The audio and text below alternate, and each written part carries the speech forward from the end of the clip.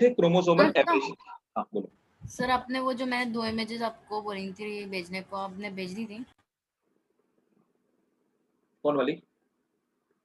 अच्छा अच्छा। वो बच्चे की और हाँ हाँ हाँ हाँ, ना ना ना ना नहीं भेजी, नहीं भेजी, मैं भेज दूंगा, मैं भेज दूंगा, मेल करना पड़ेगा, मेरे लैपटॉप में है, मैं भी मेल कर दूंगा निष्कर्ष जी को। Thank you sir. हाँ हाँ, वेलकम वेलकम। मुझे एक बार और मैत्री याद दिला देना, ठीक है ना, क्लास के बाद। क्लास बैक टू बैक होती है ना, तो इसलिए दिमाग से थोड़ा निकल जाता है। तो आप मुझे एक बार फिर से मैसेज कर देना, मैं पक्के से निष्कर्ष जी को मेल कर दूंगा। Okay sir. व्हाट्सएप वाला तो तुरंत के तुरंत हो जाता है, लेकिन मेल वाले में थोड़ा सा क्या होता है कि भूल जाता है तो कुछ मिस हो जाता है। तो भाई लोगों देखो, अब बात करते हैं म्यूटेशन की, है ना, डाउन सिंड्रोम, टर्नर सिंड्रोम। अब आते हैं असली कहानी में, जो आपसे पूछा जाएगा कब, जो आपसे पेडिग्री में भी जो आपके लिए जरूरी है ना। तो पहली एक डिजीज आ जाते हैं, सबको पता होगा यार, ये क्या, कलर ब्लाइंडनेस, हीमोफीलिया, है ना। तो पहले आते हैं, सबसे पहली डिजीज है तो जेनेटिक डिसऑर्डर में, है ना। अब इनको हम लोग क्रोमोसोमल एब्रेशन नहीं बोलते, दे आर जेनेटिक डिसऑर्डर। तो पहला जेनेटिक डिसऑर्डर है, तो हेडिंग डालेंगे जेनेटिक डिसऑर्डर।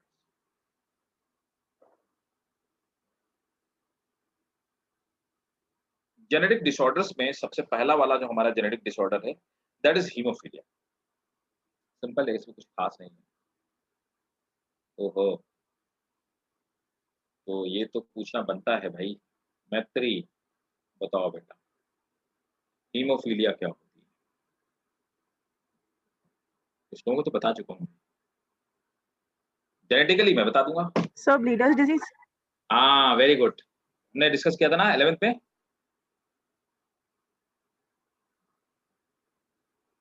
बोलो हाँ कि नहीं। ये ऐसा करा था। Yes sir. जब मैं ब्लड क्लॉटिंग पढ़ा रहा था तो मैंने बताया था कौन से लोग होते हैं ब्लड क्लॉटिंग, ठीक है। तो चलिए, सब लोगों ने वैसे हो सकता है इसको पढ़ा होगा, it's very popular kind of genetical disorder. तो ये डिसऑर्डर, इसको हम लोग ब्लीडर्स डिजीज बोलते हैं, और इसी को हम लोग क्या कहते हैं, ब्लीडर्स डिजीज को ही हम लोग कहते हैं, इसे बोलते हैं रॉयल डिजीज।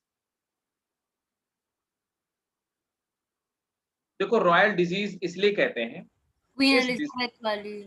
हाँ, इसको हम लोग इंग्लैंड की रॉयल फैमिली में डिस्कवर किया गया था, है ना। तो इंग्लैंड की रॉयल फैमिली में, मतलब जो क्वीन एलिजाबेथ थी, उनकी फैमिली से इस कहानी की शुरुआत होती है, ठीक है। तो ब्लीडर्स डिजीज को वहां पे खोजा गया था। अब देखो, इस डिजीज को सबसे पहले जिस बंदे ने डिस्कवर किया, ये भी पूछा जा चुका है, लेकिन ये एक ही बार है, मैंने देखा है क्वेश्चन ऐसा, रिकमेंड नहीं देखा। इसको डिस्कवर किया था जॉन ऑटो ने, एक बंदा था जॉन ऑटो, ठीक है। तो जॉन ऑटो ने इसको डिस्कवर किया। जॉन ऑटो ने कहा कि ये डिजीज इंग्लैंड के रॉयल फैमिली में मौजूद है। अब इस डिजीज में होता क्या है, जिस बंदे को ये डिजीज होती है उसमें ब्लड का क्लॉटिंग नहीं होता, है ना, blood clotting will not take,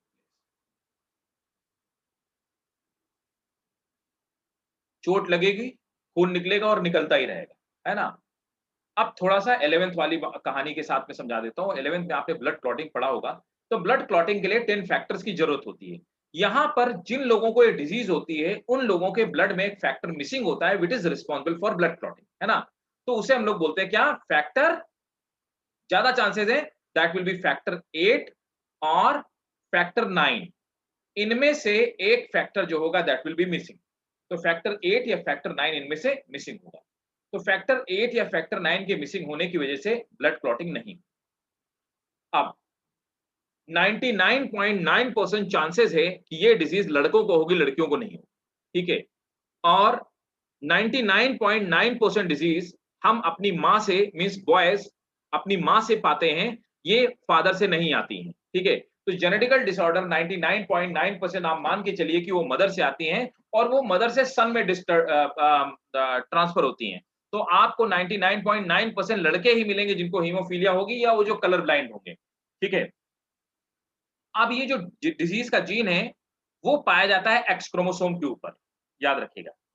तो एक्स क्रोमोसोम के ऊपर 2 कंडीशन है। एक्सक्यूज ये मी किसी सर। फीमेल को बीमारी, हाँ, सर फिर तो जैसे डिजीज है, अगर किसी को चोट लगी एंड फिर अगर ब्लड क्लॉटिंग नहीं हो रही है, खून बह ही रहा है, फिर तो फिर मर जाएगा। डेथ ही है ना, फिर उसका कोई पक्का, क्योर पक्का। नहीं है। बिल्कुल कोई क्योर नहीं, इसकी डेथ ही है। मैं बताता हूँ कि लाइक अभी तक पूरे अपनी इस लाइफ टाइम में मैंने एक बच्चे को मैं जानता हूँ जिसको डिज़ीज़ है, ठीक है? Like 5 year back I was taking class in उत्तम नगर, तो वहाँ पे एक बड़ा-सा बैच था। उसमें यूपीएससी की क्लास में एक लड़का था, उसको डिज़ीज़ थी ये, है ना? तो तब भी मुझे भी प्रैक्टिकली पता चला। तो ऐसे लोग नॉर्मली क्या करते हैं कि ग्लव्स वगैरह पहन के रखते हैं, है ना? तो ग्लव्स वगैरह पहन के रखते हैं कि उनको कहीं चोट ना लग जाए, मीन्स ब्लेड भी लग जाएगा तो भी ब्लड निकलता ही रहेगा। और दूसरा क्या होता है कि फैक्टर 8 और 9 का इंजेक्शन आता है, तो जैसे उनको चोट लगी, तो पहली बात तो वो ब्लड बहता रहेगा जब तक फैक्टर 8 का इंजेक्शन नहीं लगाया जाएगा। और फैक्टर 8 का इंजेक्शन सस्ता भी नहीं पड़ता, ₹10,000 के आस-पास दिल्ली एनसीआर में इस इंजेक्शन की वैल्यू 10,000 के आस-पास का आता है। तो फैक्टर 8 का उसको इंजेक्शन लगाया जाएगा, यही एक तरीका है। आप सोचिए उसको ऑपरेट नहीं कर सकते, ऑपरेशन नहीं किया जा सकता, क्लॉटिंग होगी नहीं। तो बहुत मुश्किल होगा, फैक्टर 8 के ढेर सारे इंजेक्शन रखो तब जाके उसको ऑपरेट करो। क्योंकि ऑपरेशन में तो ब्लीडिंग होती ही होती है। एक्सेसिव ब्लीडिंग से आदमी मर सकता है। तो बहुत रेयर डिज़ीज़ है बट इट्स वेरी अच्छा अब ये कैसा है? Excuse me sir. हाँ, बेटा बोलो। सर ये रॉयल फैमिली में इसलिए हो सकता है क्योंकि रॉयल फैमिली के अंदर ज्यादातर लोग जो है फैमिली के अंदर ही ब्रीड कर रहे हैं, तो उसके वजह से राइट जेनेटिक यू आर मतलब अप टू सर्टेन एक्सटेंट तुम्हारी बात बिल्कुल सही है।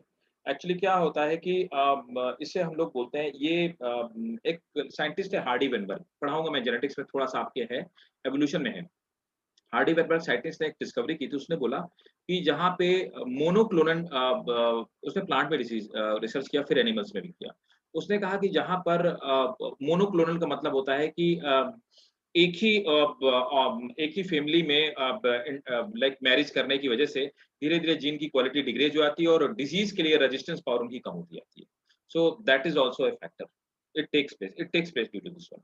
अच्छा, हुआ क्या कि सबसे पहले इनकी लड़कियों में नहीं खोजी गई। आप समझना मेरी बात को, बहुत गौर से समझना, पूरा फोकस आपका यहीं पे चाहिए। ये जिस बंदे की एच क्या है, ये हीमोफीलिया का जीन्स है। तो एक्स क्रोमोसोम के ऊपर पाया जाता है पहली बात, है ना? हमेशा ये जीन एक्स क्रोमोसोम के ऊपर। होमोजाइगस कंडीशन में इस फीमेल को तो ये कौन होगी? It will be female and diseased, इसको बीमारी होगी। लड़कियों को बीमारी इस कंडीशन में हो सकती है। अच्छा बताओ आप ही बताओ, ये होमोजाइगस ये रिसेसिव जीन होगा कि डोमिनेंट जीन होगा? डोमिनेंट। रिसेसिव। recessive हमेशा होमोजाइगस कंडीशन में रिसेसिव जीन ही अपने आप को शो करते हैं। अगर किसी फीमेल में एक्स एच और एक्स हुआ तो ये फीमेल डिजीज्ड नहीं होगी, इसको खुद को बीमारी नहीं होगी, खुद को हीमोफीलिया नहीं होगी, लेकिन ये बीमारी का जीन अगली जनरेशन में ले जाएगा। तो इनको हम लोग क्या बोलते हैं? Carrier, carriers. है ना? लेकिन मेल कभी भी कैरियर नहीं हो सकते क्योंकि मेल के पास तो भाई साहब एक ही एक्स क्रोमोसोम होता है। तो ये क्या होगा? इट विल बी मेल और कैसा होगा? डिजीज्ड। मेरी बात क्लियर है आपको? Sir Yes, sir. आपने वो मोनोक्लोनल वाला क्या बनाया था पॉइंट, मुझे समझ में नहीं आ रहा। मैत्री ऐसा होता है कि अगर हम एक ही जैसे मान लो हमारे पास कोई पर्टिकुलर प्लांट की ब्रीड है, तो हम उसको आपस में क्रॉस कराते रहेंगे तो कई जनरेशन बाद जैसे-जैसे जनरेशन बदलती जाएँगी, है ना? तो धीरे-धीरे सपोज़ दैट मान लो आपके पास मेल फीमेल बहुत सारे डॉग्स हैं, वो एक ही फैमिली के हैं, है ना? आप उसमें इनब्रीडिंग कराओगे, तो आप देखोगे 4, 5, 6, 7 जनरेशन के बाद उनको डिजीज़ लगना ज़्यादा स्टार्ट हो जाएगी। तो डिजीज़ से फाइट करने की कैपेबिलिटी उनकी खत्म होती जाती है और उनकी जो बिल्ड क्वालिटी होगी, उनकी धीरे-धीरे टोटल क्वालिटी डिग्रेड होती जाएगी और धीरे-धीरे वो खत्म हो जाएँगे। इसीलिए हमेशा जो ब्रीडिंग होती है, वो अलग-अलग जिसको क्रॉस ब्रीडिंग बोलते हैं। तो हमेशा क्रॉस ब्रीडिंग इसका एक ही तरीका है कि क्रॉस ब्रीडिंग करा दी जाए, तो उनकी जो फर्दर जो जनरेशंस होंगी, उनकी क्वालिटी धीरे-धीरे बढ़ती जाएगी। समझ गए? Yes sir. अपलिफ्ट होती जाएगी। ऐसा होता है। इसीलिए like the marriages within family are prohibited in like many places और लाइक बहुत सारे ऐसी जगह होती है जहाँ पे कस्टम ही है कि जो एक ही फैमिली के लोग होते हैं वो कितने भी डिस्टिंक्ट रिलेटिव हो उन पे मैरिज नहीं होती है। उसके पीछे रीजन यही है। ठीक है? तो जब जीन्स अलग-अलग टाइप के जीन मिक्स होते हैं, तो वो जो जीन्स पैदा उससे जो ऑफस्प्रिंग्स बनते हैं, वो डिजीज़ के लिए ज़्यादा रेजिस्टेंट होते हैं, ज़्यादा क्वालिटी फिल्ड होते हैं, ज़्यादा मतलब न्यूरोलॉजिकली, फिजिकली हर तरह से ज़्यादा फिट होते हैं। ठीक। तो जैसे वो क्वीन एलिजाबेथ और प्रिंस फिलिप तो वो फर्स्ट कजिन्स ही हैं। हाँ, हाँ, हाँ। अब देखो, यहाँ पर ये तो हमें समझ में आ गया। अब मैं आपको एक क्रॉस करके दिखा देता हूँ। आपको बस इतना ही याद रखना है ना? तो हीमोफीलिया कैसी है? एक्स क्रोमोसोम के ऊपर आता है। तो पहली बात मैंने कैसा बताया? सेक्स लिंक्ड डिजीज है। नोट करो, haemophilia is sex linked disease. क्यों, किसके ऊपर है? एक्स क्रोमोसोम के ऊपर है, ठीक है ना। और it was discovered in the royal family of England,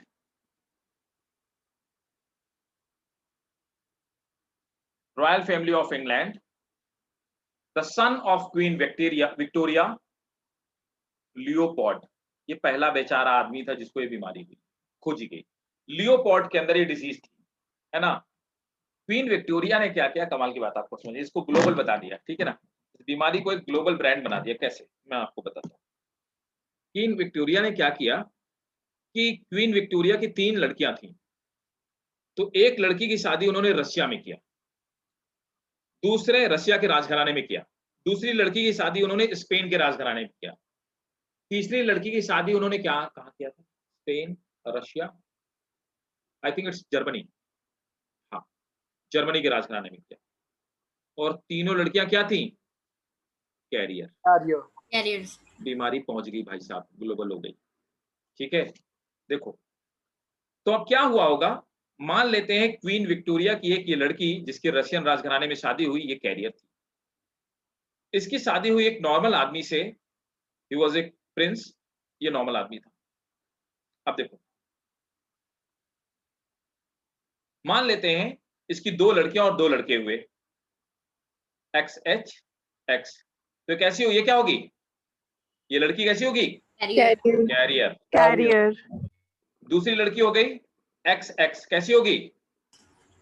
normal. Normal. X H Y कैसा होगा ये? डिसीज। डिजीज्ड।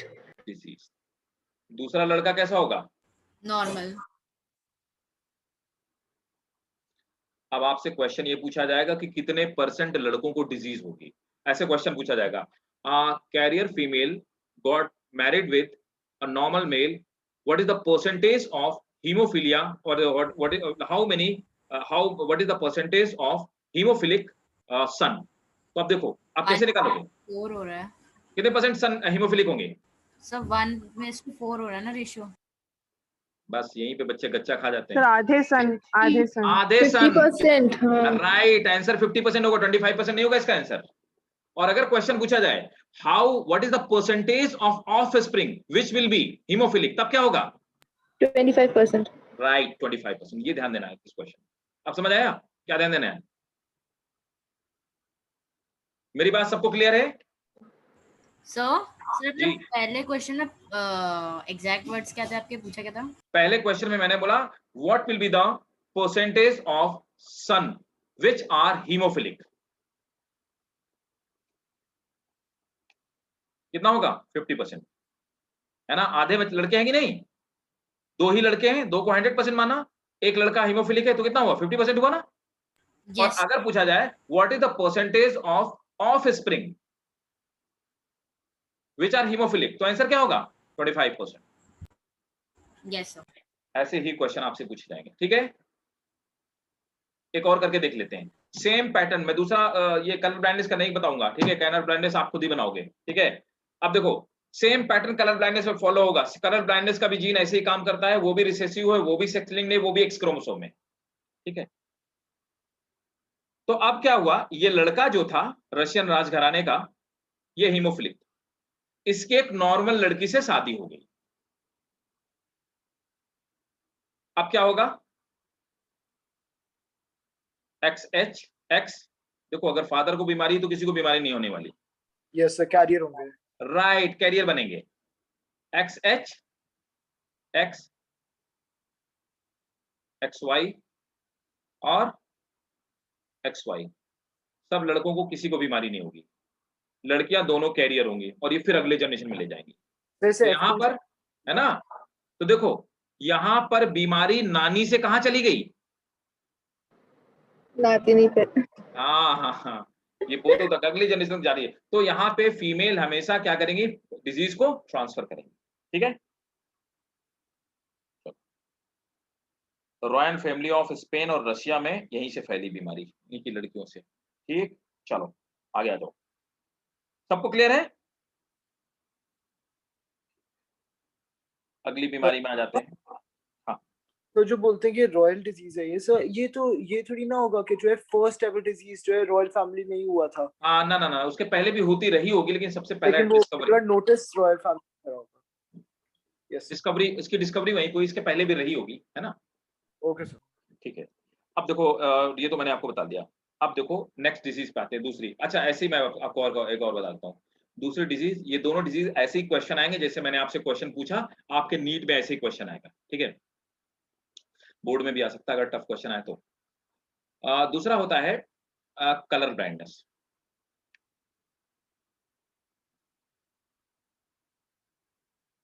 कलर ब्लाइंडनेस देखो, बाकी लोग जो लोग नहीं पूछ रहे हैं बिल्कुल तीसरा समझ में आ रहा है ना बिल्कुल, देवांशी, तीसरा? Yes sir, आ रहा है।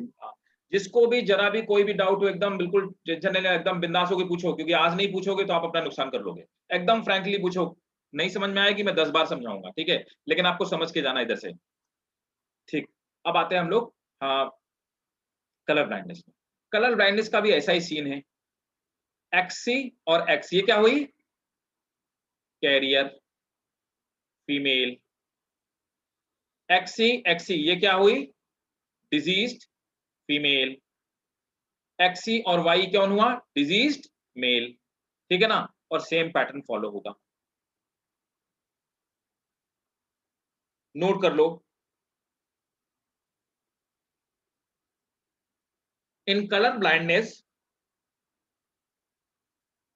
the person in color blindness the person is unable to discriminate or differentiate between red and green color. In color blindness, a person is unable to differentiate between red and green color. फिर क्या होगा? DL नहीं बनेगा इसका, और ना ही ये NDA का फॉर्म भर सकता है। दो चीजें कलर ब्लाइंडनेस का मैं बताता हूँ। सब बस रेड और ग्रीन? रेड और ग्रीन सर इसकी तो और भी टाइप्स होते हैं सर, रेड और इसमें ग्रीन। एक और नहीं, इसमें देखो कलर ही 3 होते हैं यार, आरबीजी। प्राइमरी कलर कितने हैं? 3 ही तो कलर होते हैं, बाकी तो सब इन्हीं का आउटकम है ना, आरबीजी। तो अब क्या होता है, दूसरे वाले एक लोग होते हैं, उनको हम लोग नहीं पढ़ते, वो होते हैं एब्स्ट्रैक्ट कलर ब्लाइंड। उनके लिए दुनिया ब्लैक एंड व्हाइट है। ऐसे लोग रेयर इन द रेयरेस्ट है, एब्स्ट्रैक्ट कलर ब्लाइंड उनको बोलते हैं।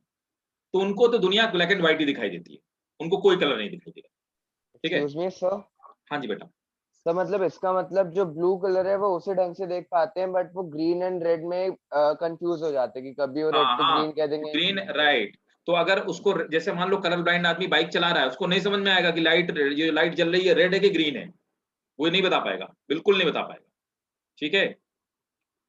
मैं 2 बच्चों के बारे में जानता हूं, वो पूरे साल भर मुझसे पढ़ते रहे, एनडीए के बैच में थे।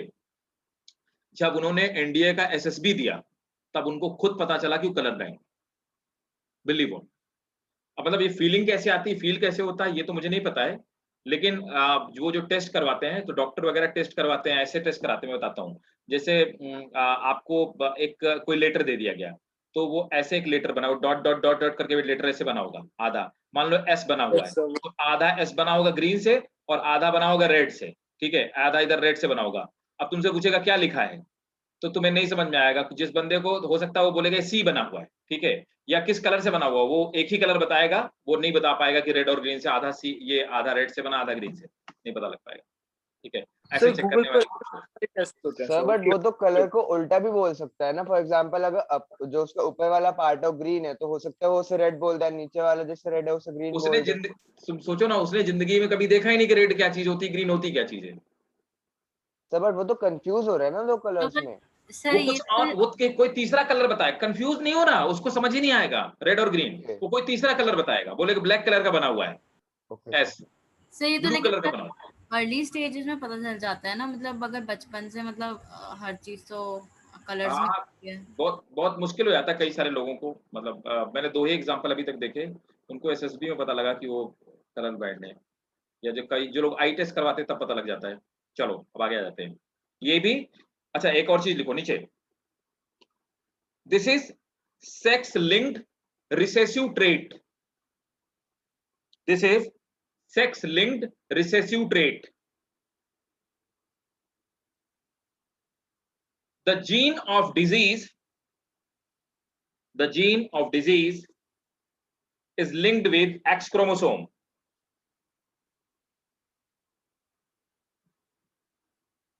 ठीक है, अब चलो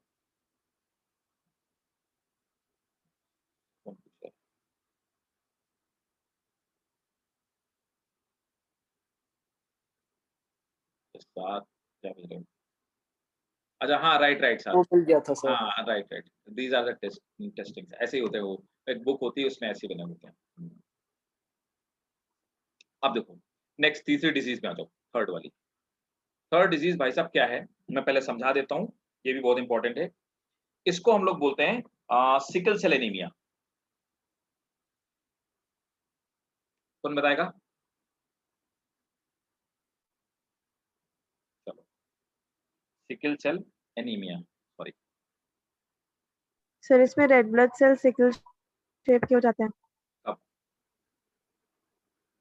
सही बताया, वेरी गुड। देखो आरबीसी नॉर्मली कैसे होते हैं, हम लोग पढ़ रखा है, डिस्क शेप होते हैं, है ना, पढ़ा है ना हमने 11th में, डिस्क शेप होते हैं। तो नॉर्मली हमारे आरबीसी जो होते हैं दे आर डिस्क शेप, और जिसको सिकल सेल एनीमिया हो गए उसके आरबीसी इस तरह के हो जाएंगे, इस तरह से, इसको हम लोग बोलते हैं सिकल सेल, सिकुड़ जाएंगे। अब ये कब होगा मैं बताता हूँ और क्यों होगा, ये पहले मैं समझा देता हूँ फिर मैं आपको लिखवा देता हूँ जल्दी से। देखो हम सबको पता है कि आरबीसी के अंदर एक रेड कलर का कंपाउंड पाया जाता है, वो क्या चीज है? हीमोग्लोबिन। हीमोग्लोबिन, बहुत बढ़िया, शाबाश, हीमोग्लोबिन। हीमोग्लोबिन बेटा किससे बना हुआ है, जल्दी बताओ, जल्दी बताओ। आयरन। आयरन के आयन से और ग्लोबिन प्रोटीन। राइट, आयरन और ग्लोबिन प्रोटीन। ग्लोबिन प्रोटीन में दो चेन पाई जाती है, alpha and beta chain of polypeptide. Protein किससे बनी होती है? पॉलीपेप्टाइड चेन से।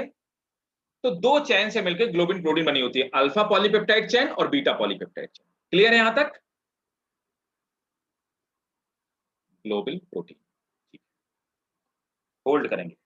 अब क्या होता है, अगर इस बंदे के साथ दिक्कत क्या है, इसको आप नॉर्मल कंडीशन में रहोगे एट नॉर्मल O2 लेवल, तो नॉर्मल O2 लेवल में इसकी जो आरबीसी होगी ये ऐसी ही रहेगी, इससे कोई फर्क नहीं पड़ेगा, आप बिल्कुल नहीं बता पाओगे कि इस आदमी को सिकल सेल एनीमिया है।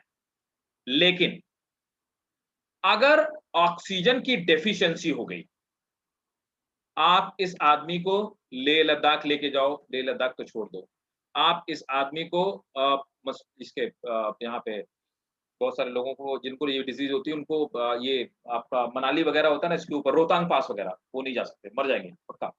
ठीक है, आप इस आदमी को प्लेन में भी नहीं फिर। हाँ क्या क्या? प्लेन में, हाँ प्लेन में तो वैसे ऑक्सीजन का लेवल वो मेंटेन रखते हैं, लेकिन अच्छा वहां पे भी प्रेशराइज्ड कैबिन होता है ये। हाँ वो मेंटेन रखते हैं, बट लेकिन ऐसे लोगों को ट्रेवल नहीं करना चाहिए। ऑक्सीजन का लेवल गिर सकता है प्लेन में, कोई मतलब बहुत बड़ी बात नहीं है, ठीक है, बहुत ज्यादा हाइट पे ऑक्सीजन का लेवल गिर सकता है। देखो आरबीसी ऐसी रहेगी, आप इसको जैसे ऐसी कोई जगह पे जाएगा जहां पे ऑक्सीजन का लेवल बहुत कम है, तुरंत इसकी जो आरबीसी होगी उसका शेप कैसा हो जाएगा?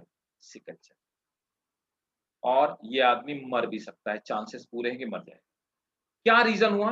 एक्चुअली इसकी जो पॉलीपेप्टाइड चेन है ना हीमोग्लोबिन की, अब देखो इसकी हीमोग्लोबिन की पॉलीपेप्टाइड चेन में दिक्कत कहां? हीमोग्लोबिन पॉलीपेप्टाइड चेन में म्यूटेशन की वजह से इस आदमी को बीमारी। अब मैं आपको ये नोट करो पहले, चलो। इट इज, पहला point, it is autosomal disease widely found in American blacks, इनमें पाई जाती है, widely found in American blacks and in Africa.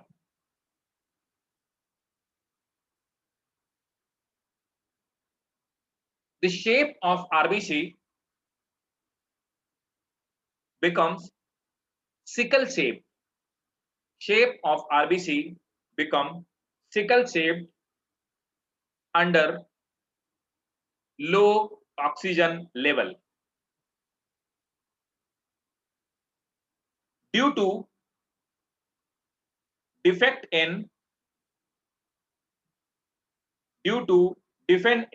in globulin protein.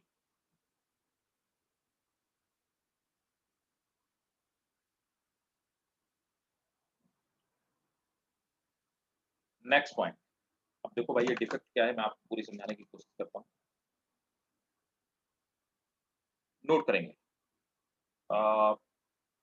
Sickle cell, और आगे थोड़ा सा और एक पॉइंट नोट करो। Sickle cell get stuck in small capillary, जब ये सिकल सेल हो जाएंगी तो क्या होगा, sickle cell get stuck in small capillary due to which blood circulation reduces,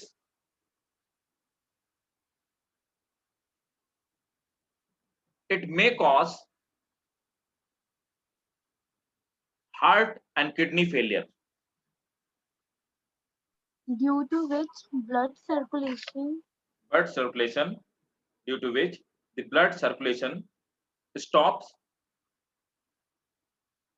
and it may cause heart attack and kidney failure. अब इसको हम लोग कैसे रिप्रेजेंट करते हैं, देखो इसको ऐसे रिप्रेजेंट करते हैं, जो डिजीज बंदा होता है ऐसे HBS और HBS, ये ऑटोसोमल डिजीज है, सेक्स लिंक नहीं है, ठीक है ना, ये याद रखना, आपको पूछा जाता है, ठीक है। Yes sir. अब समझना, यहां तक सबको समझ में आ गया, पूरी कहानी यहां तक मेरी समझ में आ गई? Yes sir. Yes, sir. बहुत बढ़िया, बड़े स्मार्ट बच्चे हो तुम सब। रुको, अब सिकल सेल एनीमिया मुझे बताना है, तो म्यूटेशन है सिकल सेल एनीमिया। सर ये भी रिसेसिव होता है? रिसेसिव।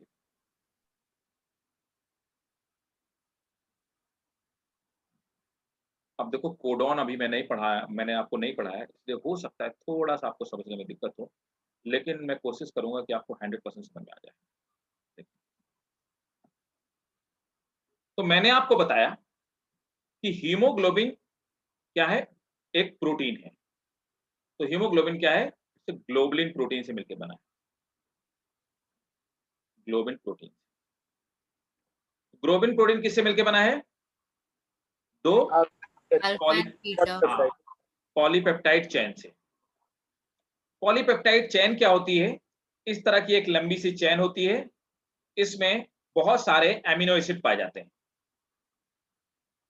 तो ये एमिनो एसिड से बनी हुई पॉलीपेप्टाइड चेन होती है। अब देखो ये जो एमिनो एसिड होते हैं, इनको तीन न्यूक्लियोटाइड मिलके क्या करते हैं, तीन न्यूक्लियोटाइड इनको कोड करते हैं। तो जो नॉर्मल चेन होती है, अब देखो नॉर्मल जो पार्शियल एमिनो एसिड सीक्वेंस, ये बीटा ग्लोबुलिन चेन होती है। तो मैंने बताया था अल्फा और बीटा दो चेन होती हैं। तो बीटा ग्लोबुलिन चेन में पहले आता है प्रोलीन, ग्लूटामिन, ग्लूटामिन, ऐसे करके चेन होती है। अब जो डिफेक्टेड बंदा होता है, जिसके जीन्स में, ये देखो जिसके कोडॉन में डिफेक्ट है, जिसके जीन्स में डिफेक्ट है ना। अब देखो ये नॉर्मल आदमी के अंदर जीन कैसा था, GAG, और जो बंदा डिफेक्टेड था उसके अंदर क्या हुआ, तो नॉर्मल आदमी के अंदर जीन था GAG, जो डिफेक्टेड बंदा था उसमें A की जगह क्या आ गया, T आ गया।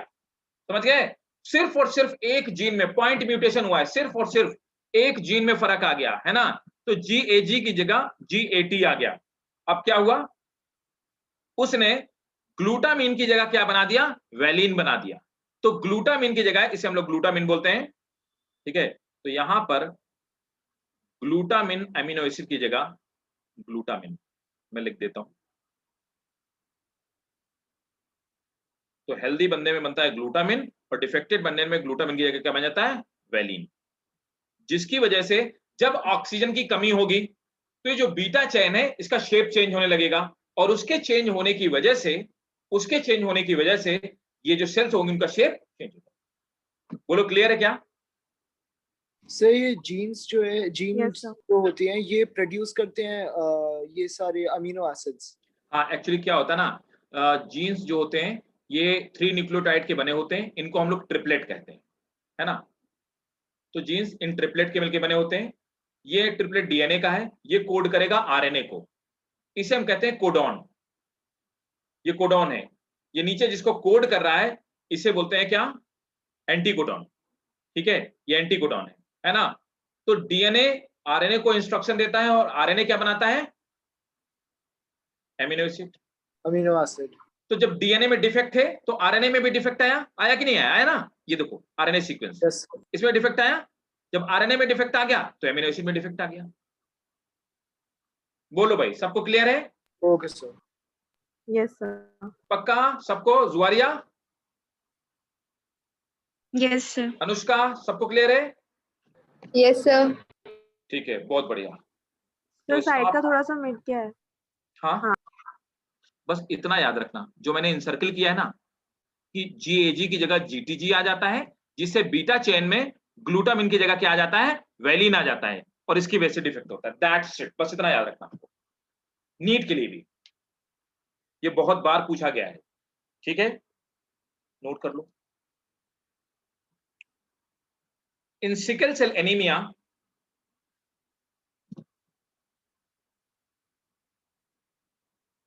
Nucleotide sequence changes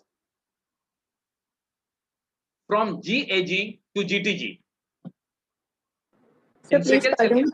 in sickle cell anemia, in sickle cell anemia, nucleotide sequence changes from GAG to GTG. From GAG to GTG, due to which formation of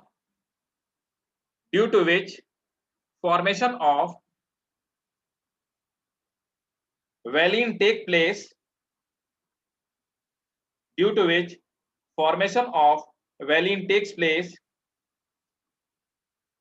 in place of glutamine. Full stop. In absence of in low oxygen level,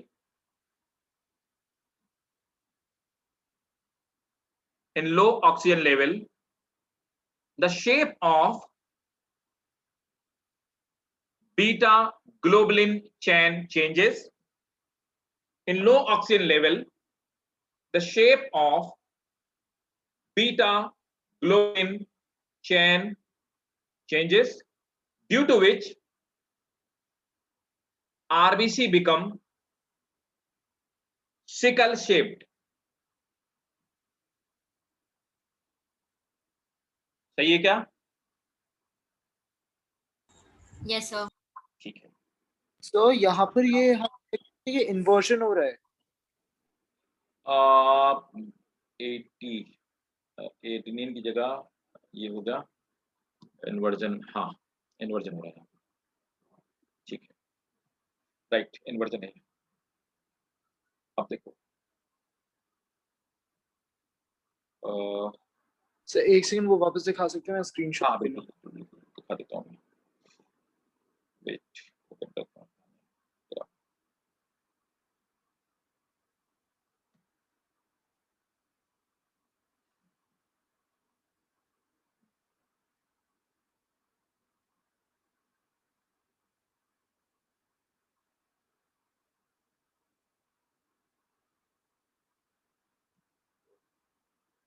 अगली disease है, ठीक है sir, thank you. तो हमने haemophilia मैंने आपको पढ़ा दिया, मैंने आपको करल ब्लाइंडनेस पढ़ा दिया, और मैंने आपको और क्या पढ़ाया, सिकल सेल एनीमिया पढ़ा दिया। सिकल। हाँ, ये सब बहुत इंपॉर्टेंट है, ध्यान से समझना, जहां नहीं समझ में आए मेरे को तुरंत बताना, ठीक है। तो तीसरी, ये चौथी डिजीज होगी इसमें, है ना। तो चौथी डिजीज होती है एल्केप्टोन्यूरिया।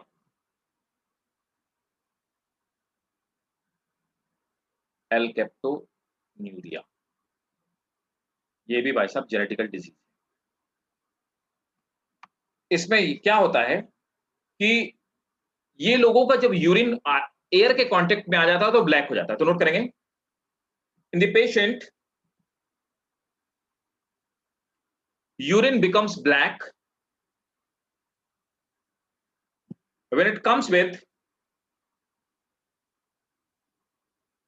direct contact with air.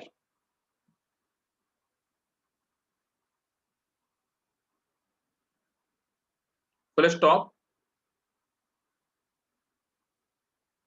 Note करेंगे, the urine of diseased person, the urine of diseased person have homogenetic acid,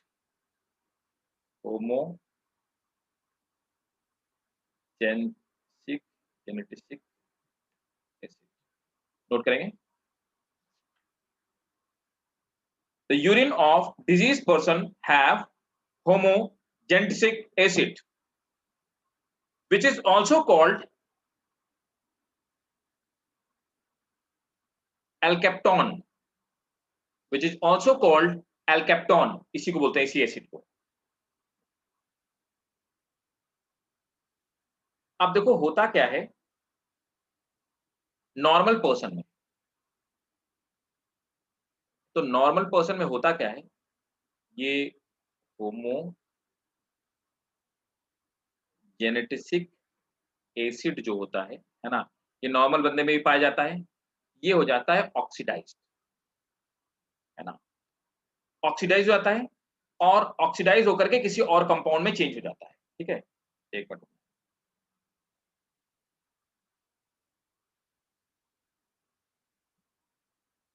ये ऑक्सीडाइज होता है और फॉर्म क्या होता है, कार्बन डाइऑक्साइड और वाटर का फॉर्मेशन. होमोजेनेटिक, बहुत ध्यान से समझना, होमोजेनेटिक एसिड को ऑक्सीडाइज करने के लिए एक एंजाइम चाहिए, वो क्या है, होमोजेनेटिक ऑक्सीडेज, ये एंजाइम चाहिए. जिन बंदों को ये बीमारी होती है उन बंदों की बॉडी में होमोजेनेटिक ऑक्सीडेज नहीं बनता है, जिसकी वजह से होमोजेनेटिक एसिड जो होता है वो ऑक्सीडाइज नहीं होता है. जब ये ऑक्सीडाइज नहीं होता है तो उनकी बॉडी में इकट्ठा होने लगता है और यूरिन के थ्रू बॉडी से बाहर निकलता है. क्या बात समझ में आ गई? Sir, please pardon.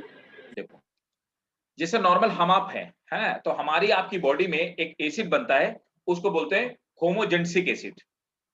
अब हमारी बॉडी में ये एसिड हमारे लिए हार्मफुल है, तो हमारी बॉडी में होमोजेनेटिक जो एसिड होता है इसको डिग्रेड करने के लिए, इसको ब्रेक करने के लिए एक एंजाइम पाया जाता है, उस एंजाइम का नाम है होमोजेनेटिक ऑक्सीडेज एंजाइम. तो हमारी बॉडी में होमोजेनेटिक ऑक्सीडेज एंजाइम होमोजेनेटिक एसिड को ब्रेक कर देता है, वाटर और कार्बन डाइऑक्साइड, और वो बॉडी से बाहर निकल जाता है. लेकिन जिन लोगों को ये डिजीज होती है उनके अंदर डिफेक्टेड जीन्स होते हैं, उस डिफेक्टेड जीन्स की वजह से होमोजेनेटिक एसिड उनकी बॉडी में, होमोजेनेटिक ऑक्सीडेज उनकी बॉडी में नहीं बनता है. ये एंजाइम ना बनने की वजह से होमोजेनेटिक एसिड ब्रेक नहीं होता है और उनकी बॉडी में इकट्ठा होता रहता है और यूरिन के थ्रू बॉडी से बाहर आता है. अभी क्लियर है सबको? सर तो ये सिम्टम्स तो बचपन से दिखते हैं ना? हाँ बिल्कुल, ये तो जेनेटिकल डिसऑर्डर तो पैदा होते ही समझ में आने लगेगा. Yes sir. तो सर ये बेसिकली होमोजेनेटिक एसिड को निकाल रहे होते हैं. हाँ, ब्रेक करना है, तो ब्रेक करने की प्रोसेस डिफेक्टेड लोगों में बंद हो जाती है. सर तो अगर वो बॉडी में रहता है तो क्या परेशानी कॉज करता है? आर्थराइटिस. ठीक है, नोट करो. तो पहला पॉइंट नोट करेंगे, in normal person a liver enzyme, in normal person liver enzyme homogenetic oxidase breaks down homogenetic acid, breaks down homogenetic acid to carbon dioxide and water. Homogenetic acid to carbon dioxide and water.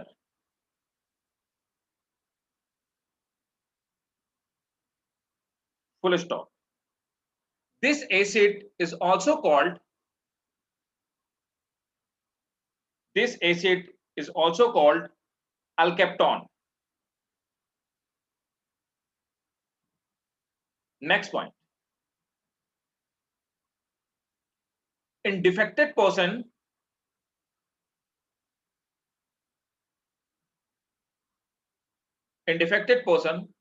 homogensic acid accumulate. In defected person, homogensic acid accumulate due to absence of this enzyme. Due to absence of this enzyme. Due to absence of this enzyme.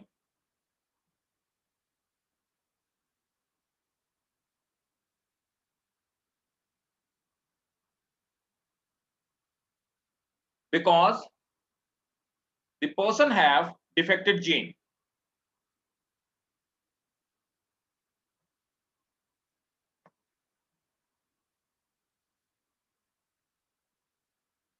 ठीक भाई? Yes sir. Right. तो ये एक gene defected होता है जिसकी वजह से बीमारी होती है. सबको समझ में आ गया? Yes, sir. Yes, sir. Sir, हाँ जी. सर तो ये जो होमोजेनेटिक एसिड डिफेक्टेड पर्सन में एक्यूमुलेट होता है, वो हड्डियों में एक्यूमुलेट हो जाता है. क्या फिर से? सर वो एक्यूमुलेट कहाँ होता है, हड्डियों में? ना ब्लड में, पूरे ब्लड में एक्यूमुलेट हो जाता है. अच्छा, पूरे ब्लड में. ठीक है, तो चलो नेक्स्ट. नेक्स्ट आपको बताता हूँ PKU, फेनिलकेटोनुरिया. नेक्स्ट डिजीज लिखना. कौन सी है? 5th नंबर पे ना. 5th डिजीज है. ये भी बहुत इंपॉर्टेंट है. PKU, इसे क्या बोलते हैं? फेनिलकेटोनुरिया. PHANYL. ये फेनिलकेटोनुरिया. Phenylketonuria, PKU. चलो भाई, नोट करेंगे. This disease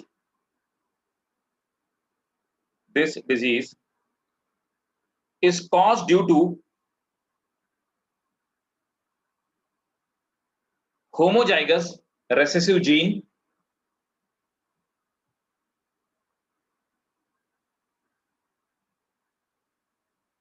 Next point. In this disease,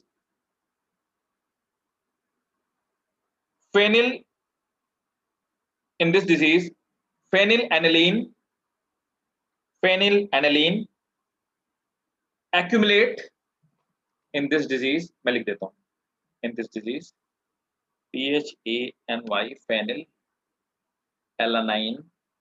In this disease, phenylalanine accumulate in the body of patient. तो वो एलानीन है या एनालीन है? Phenylalanine, alanine, ALANINE. In the phenylalanine. In this disease, phenylalanine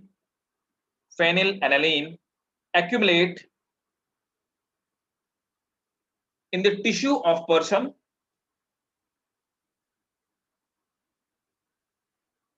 which causes extreme mental retardedness in children. Which causes extreme mental retardedness in children.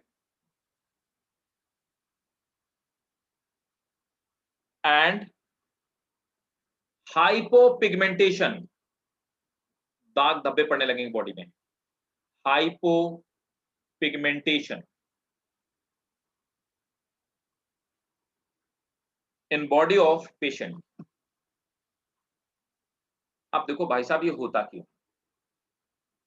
Genetical disorder है. हमारी body में फेनिलएलानाइन सबकी body में बनता है. तो फेनिल एलानिन हमारी आपकी बॉडी में बनता है। ये हमारी बॉडी के लिए हार्मफुल है क्योंकि ये न्यूरॉन्स में एक्यूमुलेट हो जाए तो हमारा आपका भी न्यूरॉन्स खराब हो जाएगा, डैमेज हो जाएगा, हम आप भी मंदबुद्धि हो जाएंगे, है ना। तो फेनिल एनालिन इसको ब्रेक कर दिया जाता है हमारी बॉडी में, जिससे कि एक्यूमुलेट ना होने पर हमारे लिए हार्मफुल है। तो फेनिल एनालिन भाई साहब ब्रेक होता है किसमें? टायरोसिन में। बहुत फोकस करके समझना आपको, ये मैं आपको जितनी आसानी से समझा दूंगा इतनी आसानी से आपको बुक में समझ में नहीं आएगा, इसलिए अभी समझना है। फेनिल एनालिन ब्रेक हो जाएगा टायरोसिन। भाई साहब फेनिल एनालिन को टायरोसिन में ब्रेक करने के लिए एक एंजाइम होता है, उसका नाम है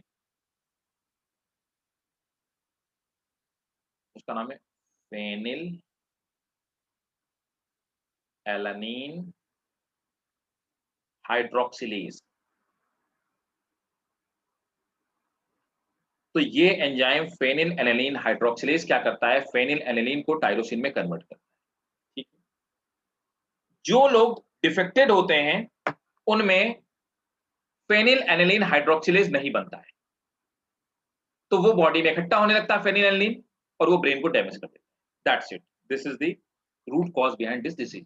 क्लियर है? सर यहाँ पर स्पेशली चिल्ड्रन के लिखा है, तो सबको अब तो जेनेटिक है ना बेटा, जब पहले से बनने लगेगा तो बचपन में ब्रेन डैमेज हो जाएगा, तो एडल्ट में तो वैसे ही ब्रेन डैमेज हो जाएगा जाते आते पूरा। रिएक्शन फिर से बताइएगा तो, हाँ बेटा, ये रिएक्शन फिर से बता दीजिएगा। ये क्या होता है ना, हमारी बॉडी में एक एमिनो एसिड बनता है, उसका नाम है फेनिल एलानिन। उसको वो हमारे लिए हार्मफुल है अगर बॉडी में इकट्ठा हो जाए, तो बॉडी क्या करती है? एक एंजाइम बनाती है फेनिल एलानिन हाइड्रोक्सिलेज। वो क्या करती है? फेनिल एलानिन को टायरोसिन में कन्वर्ट कर देती है। टायरोसिन हार्मफुल नहीं है। अब जिसको बीमारी हो गई तो जीन से क्या बनता है? जीन बनाते हैं क्या? Amino acid. Yes sir. Amino acid मिलकर क्या बनाते हैं? प्रोटीन। और Yes, प्रोटीन sir. क्या बनाते हैं? एंजाइम। तो भाई साहब अगर जीन डिफेक्टेड है तो एमिनो एसिड डिफेक्टेड है, तो प्रोटीन डिफेक्टेड है, तो एंजाइम भी डिफेक्टेड है। तो अगर जीन में म्यूटेशन हो गया तो मतलब एंजाइम नहीं बनेगा। तो डिजीज पर्सन के बॉडी में ये एंजाइम नहीं बनता है। जब ये एंजाइम नहीं बनेगा तो ये इसमें कन्वर्ट नहीं हो पाएगा। जब कन्वर्ट नहीं हो पाएगा तो ये क्या होगा? Phenylalanine, एक्यूमुलेट हो जाएगा, और एक्यूमुलेट हो गया तो क्या करेगा? It will damage neuron. Clear है भाई सबको? बताइए, नोट करो। Yes, sir. In defected person,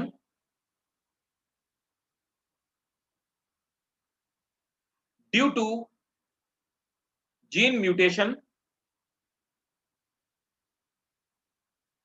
formation of in defected person due to gene mutation, formation of phenylalanine hydroxylase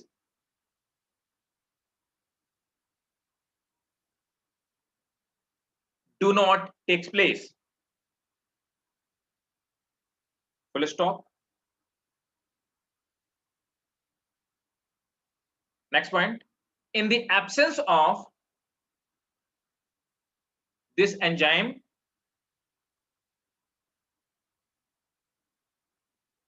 phenylalanine,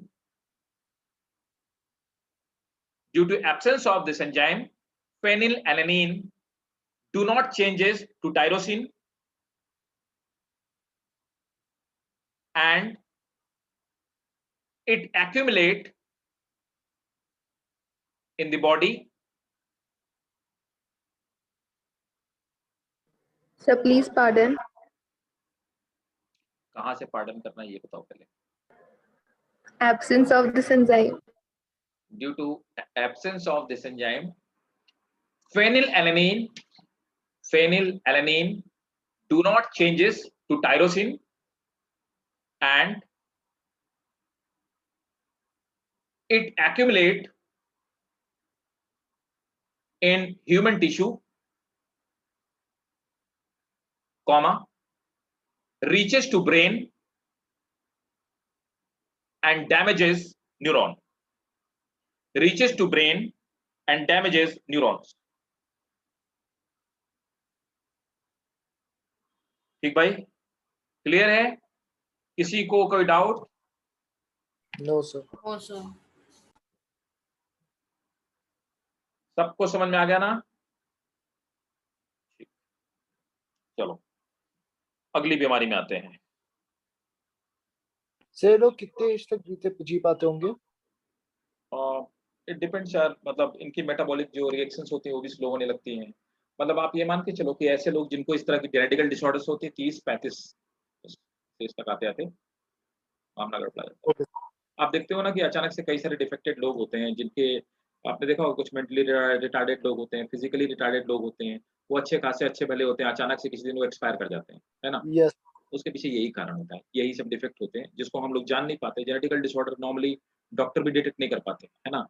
इस तरह के डिसऑर्डर को डिटेक्ट करने के लिए थोड़ा-सा एफिशिएंट डॉक्टर भी होने चाहिए। तो आज की डेट में नॉर्मली आप जानते हो टियर 2, टियर 3 सिटीज़ में ऐसे डॉक्टर होते ही नहीं जो इन डिसीज़ को डिटेक्ट कर पाएँ। मतलब जो बड़े सिटीज़ होते हैं वहाँ पे तो अच्छे हॉस्पिटल होते हैं, अच्छा डायग्नोस्टिक होता है तो लोग डिटेक्ट कर लेते हैं। नॉर्मली ये डिटेक्ट नहीं हो पाते। तो लोगों को पता ही नहीं चल पाता कि क्या रीज़न था। Okay sir.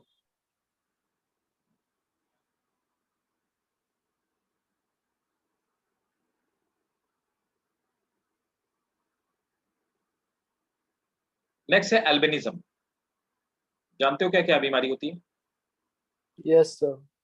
Yes sir. आपने देखा होगा कुछ लोग एल्बाइन होते हैं, पूरी उनकी बॉडी व्हाइट होती है, सफ़ेद बाल, मतलब नहीं जेंट्स प्रोड्यूस होते होता। हैं, हाँ, हाँ, पूरे व्हाइट होते हैं, है ना? तो क्या होता है, हमारी स्किन को कलर देता है एक सर प्रोटीन। सनलाइट में भी ऐसा आपने कुछ बताया था ना, सनलाइट वो रीज़न क्या होता है ना, हमारी बॉडी में एक प्रोटीन बनता में है नहीं मेलानिन। जाते हैं। मेलानिन क्या है? ये एक ब्लैक कलर का प्रोटीन है, ब्लैक प्रोटीन। ये हमारी बॉडी को कलर देता है, हम सबकी बॉडी को कलर देता है, मतलब ह्यूमन्स की बॉडी को कलर देता है। ये जो ब्लैक प्रोटीन है, मेलानिन जिसकी बॉडी में कम होगा, उसका कॉम्प्लेक्शन ज़्यादा क्लियर होगा, फेयर होगा या व्हाइट होगा। जिसकी बॉडी में ज़्यादा होगा, उसकी बॉडी में मतलब उसका कॉम्प्लेक्शन डार्क होगा। नीग्रोज़ की बॉडी में सबसे ज़्यादा रहता है, इसलिए वो डार्क कलर के होते हैं। हमारी आपकी बीच का रहता है, तो हम आप मिड मतलब व्हाइट व्हिटिश टाइप के कलर होते हैं, हम इंडियन का नॉर्मल कलर जो होता है। और फॉरेनर्स जो यूरोपियंस हैं, अमेरिकन्स हैं, उनकी बॉडी में बहुत कम होता है, इसलिए उनका कलर ज़्यादा कॉम्प्लेक्शन ज़्यादा कॉम्प्लेक्स होता है, वो व्हाइटिश होता है। अगर बिल्कुल ना बने, तो स्किन का कलर व्हाइट होता है, उस कलर की हो जाती है। अच्छा, ये प्रोटीन बॉडी में बनता क्यों है? पहली बात, ये हमारी बॉडी को, हेयर्स को, ये मुस्टैच वगैरह जितने सारे बाल दिख रहे हैं, सबको कलर देता है, स्किन को कलर देता है, हमारी कॉर्निया को कलर देता है। अगर ये प्रोटीन ना बने, है ना? तो जब ये प्रोटीन नहीं बनता है, तो ये प्रोटीन क्यों बनता है? ये प्रोटेक्ट फ्रॉम अल्ट्रावायलेट। ये हमें अल्ट्रावायलेट से बचाने की कोशिश करता है। अल्ट्रावायलेट अफ्रीका में ज़्यादा पड़ती हैं, इसलिए वो लोग ज़्यादा ब्लैक होते हैं। अल्ट्रावायलेट नॉर्थ और साउथ पोल में कम पड़ती हैं, इसलिए वो लोग व्हाइट कलर के होते हैं। That is the reason behind it. और हम आप बीच वाले कलर के होते हैं, क्योंकि ना अल्ट्रावायलेट ज़्यादा पड़ती है, ना कम पड़ती तो इसलिए उनको स्किन कैंसर भी ज्यादा होता होगा। है। हाँ, राइट। इसीलिए व्हाइटिश लोगों को स्किन कैंसर होने के ज़्यादा चांसेस होते हैं और निग्रोज़ को लीस्ट चांसेस होते हैं स्किन कैंसर होने के। तो यूवी से प्रोटेक्ट करता है ना? तो जिन लोगों को बीमारी होती है, उनकी बॉडी में ये प्रोटीन नहीं बनता, इसलिए उनकी बॉडी का कलर पूरा व्हाइट। ठीक, ऐसे लोग आपने देखे होंगे, नोट करेंगे। This is recessive inherited disorder.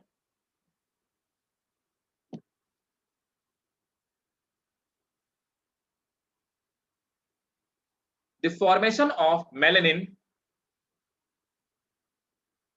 do not takes place.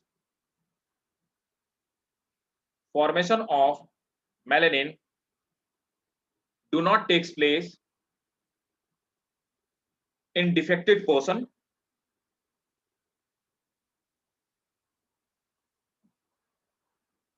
The patient do not have tyrosinase enzyme. The patient do not have tyrosinase enzyme, which is required for patient do not have tyrosinase enzyme, which is required for formation of melanin.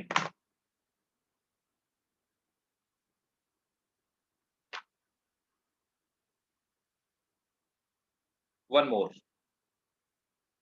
ये भी important है NEET के लिए, muscular डायस्ट्रोफी।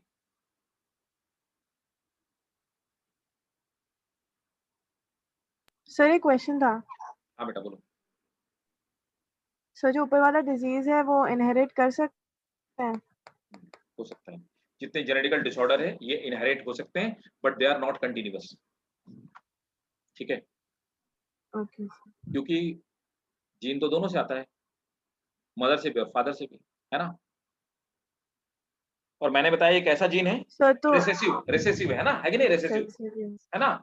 तो मतलब कि ये homozygous condition में काम करेगा,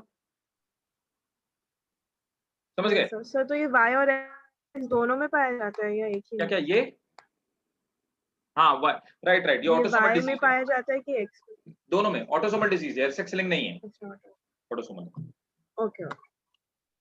अच्छा, इसमें क्या होता है, मस्कुलर डायस्ट्रोफी, इस बंदे के अंदर 10 साल की उम्र में, at the age of 10 year, जो इसकी मसल्स होती हैं वो खुद में खुद डिस्ट्रॉय होना स्टार्ट हो जाती है। ठीक है, खुद में डिस्ट्रॉय होना स्टार्ट हो जाती है। नोट करेंगे, in this disease the deterioration of muscles takes place at the age of 10. Next point,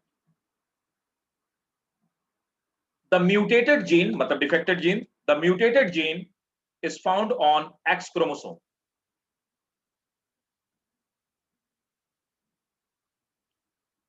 अब मैं आपको ले चलता हूं क्लास 11th वाली बात। स्लाइडिंग फिलामेंट थ्योरी पढ़ाई थी। Yes, sir. यस जिन सर। लोगों को बीमारी होती है उनकी मसल्स के अंदर कैल्शियम आयन रिलीज नहीं होते हैं, जिसकी वजह से मसल्स क्या हो जाती हैं, जाम हो जाती हैं, कंट्रैक्शन और रिलैक्सेशन नहीं होता, और अचानक से झटके से मसल्स खुलती हैं, जिसकी वजह से मसल्स टूटने लगती हैं। ठीक है, नोट करेंगे, in defected person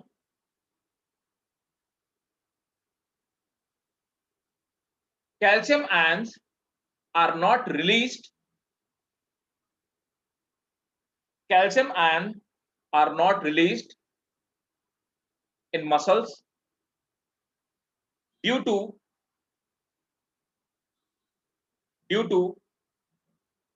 muscles do not contract frequently,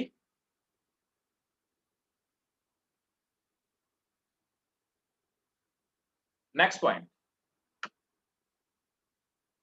in this person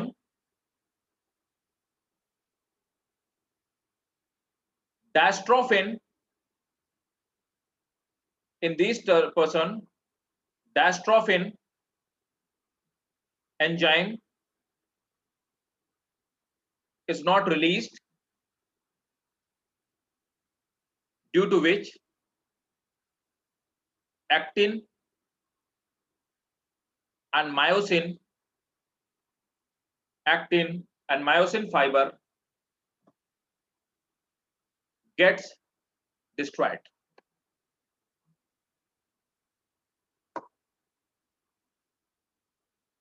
ठीक है भाई, सर ये वाला प्लीज रिपीट कर दीजिए सर, मेरा नेट चला गया था। नोट करो, चलो। सर नहीं सर, नोट नहीं करना है सर, वो नोट तो मैं करती रहूंगी सर। वो मुझे ये बता दीजिए, आपने एक्स 10 ईयर एक्स क्रोमोसोम में पाया जाता है, हमने पहले पढ़ रखा है कि मैक्सिमम डिजीज 99% एक्स क्रोमोसोम में पाई जाती है ना।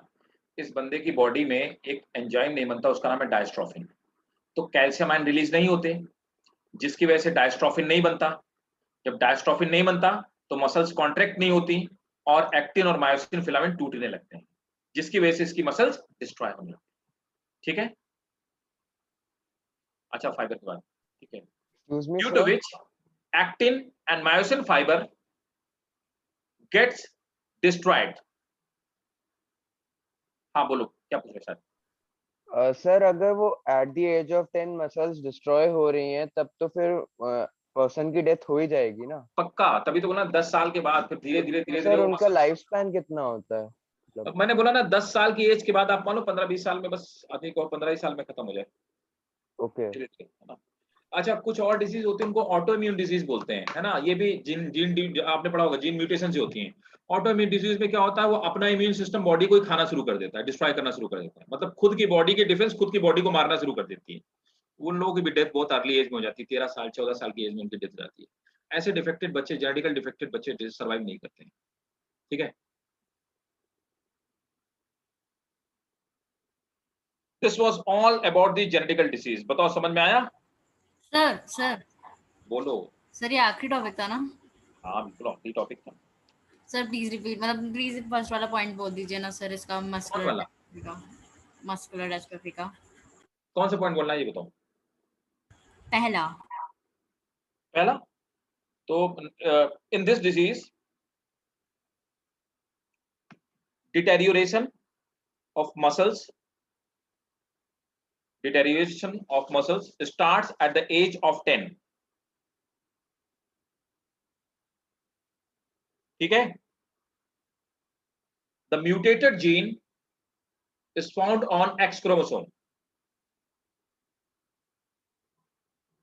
और बोलना है आगे भी? ये सर आपने वो कैल्शियम का कुछ बोला था पॉइंट, उसके बाद से मैंने लिखा ही नहीं था। इन डिफेक्टेड पर्सन, देखो मैं सेम लैंग्वेज की गारंटी नहीं देता हूँ, क्योंकि मैं मतलब कहीं से देखकर नहीं बोलता हूँ, ठीक है, इसलिए रुकना था, ठीक है, नोट कर लेना, बात वही बता दूंगा, ठीक है। In defected person the calcium ions are not released from muscles, due to which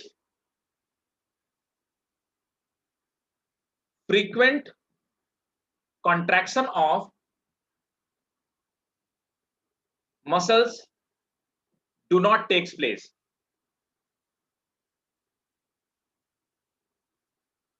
Next, dystrophin is not released in these person, dystrophin is not released in these person, due to which actin and myosin filament gets destroyed। Yes ठीक sir, भाई? Thank you sir, yes sir. चलो welcome. Last but not the least, क्या क्या पढ़ेंगे? Pedigree. बहुत पढ़ा दिया। हाँ पेडिग्री पढ़ेंगे, एक आखिरी चीज पढ़ते हैं पेडिग्री।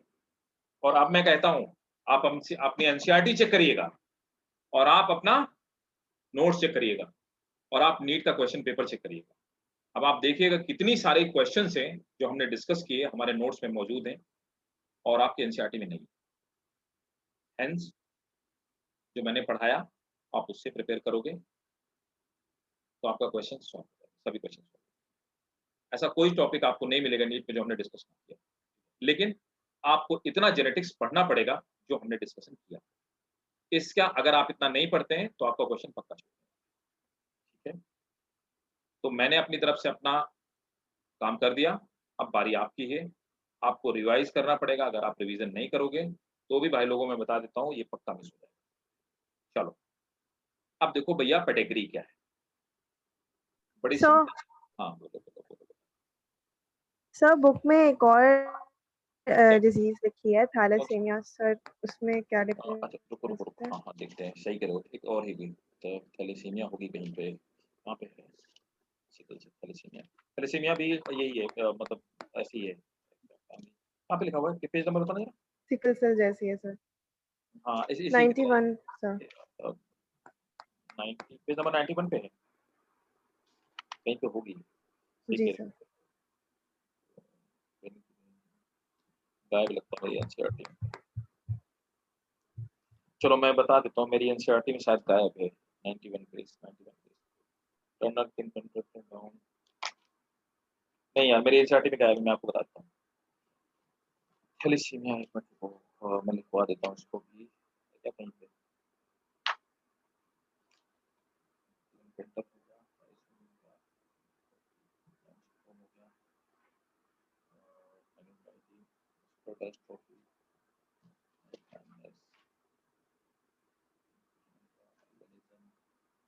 लगता नहीं है।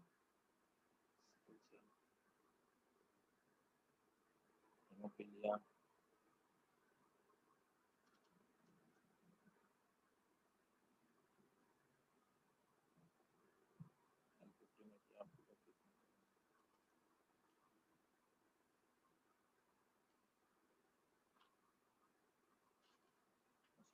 सर में भी जो है वो ग्लोबिन चेन म्यूटेशन हो रही है।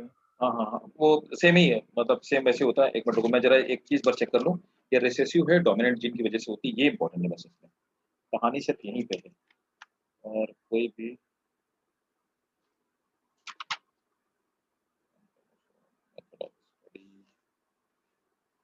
लगता है भाई इसमें भी है नहीं,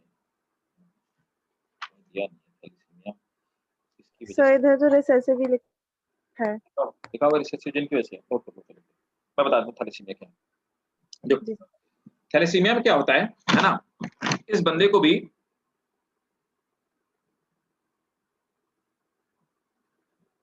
इन दोनों में सिर्फ एक फर्क है, हीमोग्लोबिन जो होता है। तो सिकल सेल एनीमिया में कौन सी चेन अफेक्टेड थी? बीटा। इसमें क्या होता है? अल्फा ग्लोबुलिन चेन डिफेक्टेड हो जाती है, जिसकी वजह से हीमोग्लोबिन जो होता है वो ऑक्सीजन के साथ प्रॉपर बाइंड नहीं कर पाता है और बंदे को एनीमिया हो जाता है। ठीक, ये फर्क है सर, नोट ठीक है करो। Sir. In this disease, in this disease, formation of in this disease formation of defected alpha polypeptide chain, formation of defected alpha polypeptide chain takes place due to which due to which due to which hemoglobin is unable to bind with due to which hemoglobin is unable to bind with oxygen properly, hence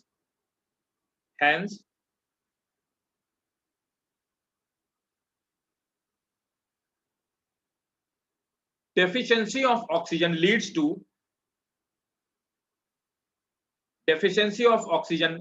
to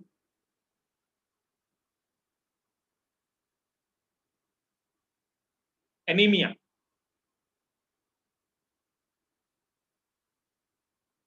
Next point, the defected person will have fewer RBC, less RBC. The defected person will have less RBC comparatively a normal person. ठीक है, that's it. तो याद रखना, PKU में क्या था? फेनिलकीटोनुरिया में beta globulin chain थी, और इसमें क्या है? Alpha globulin chain. क्लियर है? और बताओ, किसी को और कोई डाउट? No sir. नहीं, नो सर। ठीक। तो एक डायग्राम मैं दिखा देता हूं, आज नेक्स्ट क्लास में 10-5 मिनट में हम लोग कंप्लीट कर लेंगे, क्योंकि एक एग्जांपल बताऊंगा, इंपॉर्टेंट है ये।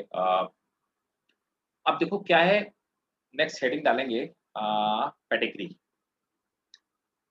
तो पेडिग्री क्या होती है?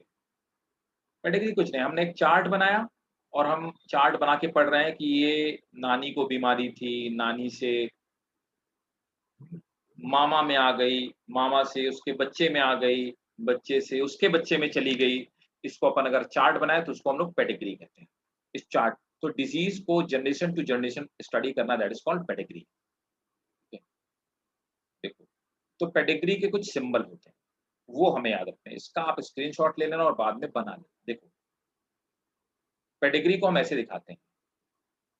अगर मेल को बीमारी नहीं है तो हम लोग इसको ऐसे दिखाएंगे, एक चौकोर या ब्लैंक इससे दिखाएंगे। अगर मेल को बीमारी है तो हम लोग इससे दिखाएंगे, इस पूरे ये जो स्क्वायर है इसको फिल कर देंगे, कलर्ड कर देंगे। फीमेल को डिजीज नहीं है तो सर्कल से दिखाएंगे, ब्लैंक सर्कल से। फीमेल को डिजीज है तो डार्क सर्कल से दिखाएंगे। अगर कहा जाए अ पर्सन हैव 4 ऑफस्प्रिंग, तो हमको नहीं पता वो ऑफस्प्रिंग मेल है या फीमेल है, तो उसको हम ऐसे दिखाएंगे और इन्हें क्या बोलेंगे, अनस्पेसिफाइड सेक्स। ठीक है, ये हटा दें, ये छोड़ दो। कैरियर फीमेल ऐसे दिखाएंगे, ये इसके बीच में डॉट रख देंगे, इसको हटा देना। अब देखो ये अनअफेक्टेड इंडिविजुअल हो गए, ये अफेक्टेड इंडिविजुअल हो गए। अच्छा, मेटिंग। अब देखो मेटिंग अगर अलग अलग लोगों में नॉर्मल मेटिंग ये होती है, अगर मेटिंग रिलेटिव के बीच में हो तो डबल लाइन लगा देते हैं, मतलब सेल्फिंग में। ठीक है, डेथ इंडिविजुअल की हो गई, इसे क्रॉस कर देते हैं। अब पेरेंट विद मेल चाइल्ड, तो मेटिंग की ये लाइन हो गई, मेल फीमेल मेटिंग की लाइन हो गई, और वर्टिकल लाइन अगली जनरेशन को दिखाती है, ये डिफेक्टेड सन हो गया। Parent with defected female child, ठीक है, parent with male and female normal child, parent with male and female defected child. समझ में आ गया ना, ये इसके सिंबल्स होते हैं। Yes sir. और सर बाकी आपने next class। सेल्फिंग के साथ क्या कहा था? क्या बेटा? आपने सेल्फिंग के टाइम पे और क्या कहा था? सेल्फिंग में बेटा डबल लाइन दिखाएंगे। अच्छा, बिटवीन रिलेटिव्स हम डबल लाइन दिखाएंगे। Okay sir. नेक्स्ट क्लास में एक एग्जांपल के साथ में मैं आपको समझा दूंगा कि हीमोफीलिया बता दूंगा कि हीमोफीलिया और कलर ब्लाइंडनेस में दोनों में हम लोग एग्जांपल देख लेंगे, और यही आता है, नेमली यही 2 डिजीज है जो पेडिग्री में पूछी जाती है, हीमोफीलिया और कलर ब्लाइंडनेस। आप देखोगे नीट में हमेशा यही पूछी जाती है, हमेशा। लेकिन पेडिग्री का एक क्वेश्चन आता है भाई, ये मैं आपको बता दूं, हमेशा आता है। डायग्राम दे दिया गया होगा या दे दिया गया होगा कि ये क्या रिजल्टेंट क्या होगा, और आपको पेडिग्री बनाना आना चाहिए, तभी आप कर सकते हो। और हाँ, अगर पेडिग्री का क्वेश्चन बोर्ड में आया, which is also very important for your board examination, board में आया तो पूरा 5 मार्क्स का आएगा। फ्री के क्वेश्चन है, फ्री के नंबर है, क्योंकि ये बन बहुत जल्दी आएगा, तो टाइम नहीं लगेगा, इसमें लिखना नहीं पड़ेगा ज्यादा। ठीक है, बताओ भाई, किसी को पूरे मेंडेलियन जेनेटिक्स में कोई डाउट? No sir. ठीक है, तो No, नेक्स्ट sir. क्लास में पेडिग्री चार्ट बताऊंगा, एक चार्ट एक क्वेश्चन करके दिखाऊंगा और आपको चार्ट समझा दूंगा।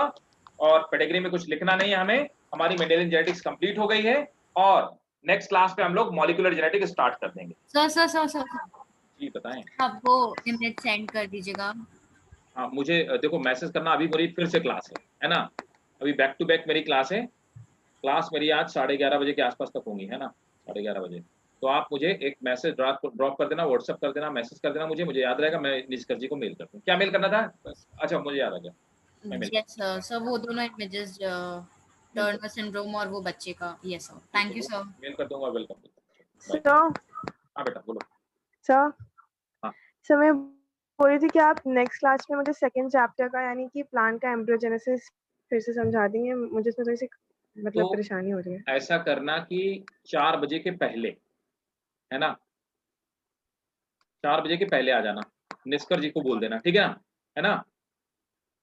और 4 के ठीक है पहले सर। अलग से कभी भी क्लास ले लो, या इस बीच में निष्कर जी से बात करके कभी भी क्लास लेना वैसे, ठीक है ना,